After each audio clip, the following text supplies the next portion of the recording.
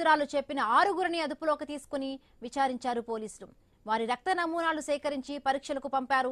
నివేదికల్లో ఆ 6గురు యువకులకు డ్రగ్స్ అలవాటు లేదని తేలింది. దీంతో బాధితురాలిని మరొకసారి ప్రశ్నించారు. ఇక్కడే అసలు విషయాలు తెలిసి పోలీసులు ఆశ్చర్యపోయారు.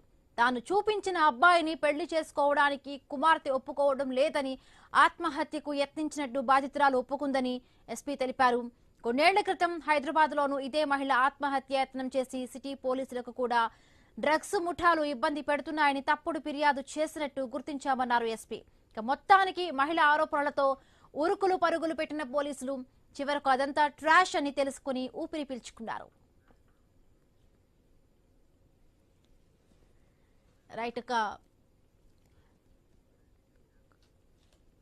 కుమార్తె పెళ్లికి ఒప్పుకోలేదని గుంటూరులోని ఒక మహిళ హై డ్రామాను చేసింది.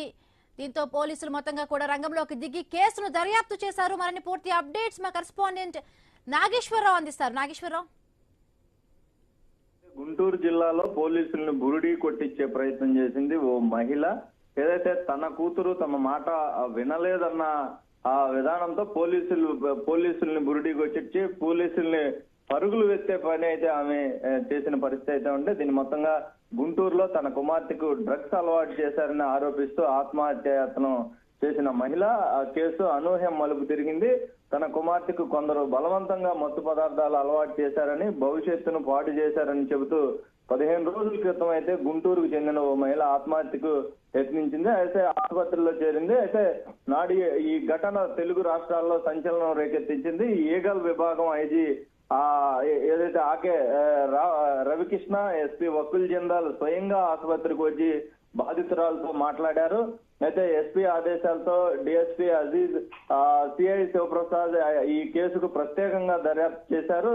అయితే బాధితురాలు చెప్పిన 6గురిని అదుపులోకి తీసుకొని విచారించారు పోలీసులు. అయితే దీనికి సంబంధించి వారి రక్త నమూనాలు మరి సేకరించి పరీక్షలు పంపించారు. నివేదికలో ఆ 6గురు యువకులకి అయితే డ్రగ్స్ అలవాటు లేదని అయితే తేలింది. దీంతో బాధితురాలని మరోసారి పోలీసులు వాళ్ళ చాకచక్యంగా వాళ్ళు ప్రశ్నించడం జరిగింది. అక్కడే అసలు విషయాలు తెలిసి పోలీసులు ఆశ్చర్యపోయారు. ఏదైతే తాను చూపించిన అబ్బాయిని పెళ్లి చేసుకోవడానికి కుమార్తె ఒప్పుకోకపోవడం లేదని, ఆత్మహత్యకి యత్నించినట్లుగా బాధితురాలు ఒప్పుకుందని అయితే ఎస్పీ తెలిపారు. అయితే కొన్నేళ్ల క్రితం హైదరాబాద్ లో కూడా ఇదే మహిళ ఆత్మహత్యాయత్నం చేసి సిటీ పోలీసులకు కూడా డ్రగ్స్ ముఠాలో ఇబ్బంది పెడుతున్నాయని తప్పుడు ఫిర్యాదు చేసినట్లుగా కూడా పోలీసులు గుర్తించారు. మొత్తంగా మహిళ ఆరోపణలతో ఉరుకులు పరుగులు పెట్టిన పోలీసులు చివరికి అదంతా ట్రాష్ అని తెలుసుకొని ఊపిరి పీల్చుకున్నారు. అయితే మొత్తంగా ఇప్పటికే పోలీసులు ఏదైతే కూటమి ప్రభుత్వం అధికారంలోకి వచ్చిన తర్వాత పోలీసులు అలాగే ఈగల్ టీములు అనేక రకాలుగా ఏర్పాటు చేయటం, డ్రగ్స్ సంబంధించిన మీద ప్రత్యేక దృష్టి సారించి పోలీసు ఉన్నతాధికారులతో సహా ఈ డ్రగ్స్ ఎక్కడన్నా ఏదన్నా ఎక్కడి నుంచి వస్తున్నాయి ఏంటి అనేది కోణంలో కూడా చాలా వరకు కట్టడి చేసిన పరిస్థితి అయితే ఉంది. ఈ విధానంలోనే ఎక్కడ డ్రగ్స్ అవకాశం లేదు, అదే విధంగా ఈ యొక్క ఘటన ఎట్లా చోటు చేసుకుందనే కోణంలో అయితే పోలీసులు చాకచక్యంగా విచారణ జరిపి యొక్క కేసును అయితే ఛేదించిన పరిస్థితి అయితే ఉంది. ఏమి Bindu. Right, thank you Nageswararao. Thanks for the updates.